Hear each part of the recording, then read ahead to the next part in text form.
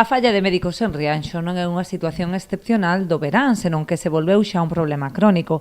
O Centro de Saúde conta tan só con 4 facultativos na quenda de mañá, a metade dos que lle corresponderían. En Rianxo hai 8 cupos e en este momento están traballando 4 médicas, solo de mañán. Quere decir que media mañán ven aos pacientes do seu cupo e outra media mañán aos pacientes do outro cupo.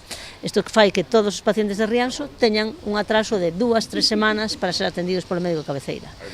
Como un agravante, que isto é como van poñendo parches. Se ora en agosto teñamos o residente, ahora en setembro ven mitad dunha mañán un cupo e mitad de outro. En outubro ainda non sabemos o que vai pasar.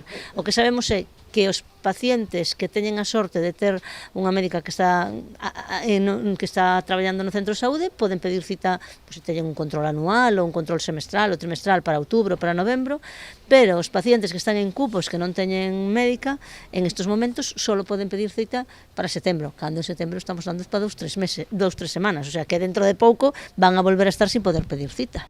Así as cousas, o persoal entende que a principal solución para o Centro de Saúde Rianxeiro é a apertura do PAC en quenda de tarde, permitindo así recuperar as consultas en horario vespertino e desconxestionar as urxencias. Creemos que a solución do Centro de Saúde de Rianxo pasa pola ampliación do horario do PAC a partir das 3 da tarde. Con eso conseguiríamos descongestionar as consultas de tarde das urxencias. Volveríamos a ter consultas de tarde, que a día de hoxe non hai consultas de tarde no Centro de Saúde de Rianxo, solamente se atende en urxencias e hai enfermería consulta ordinaria sin médico asignado.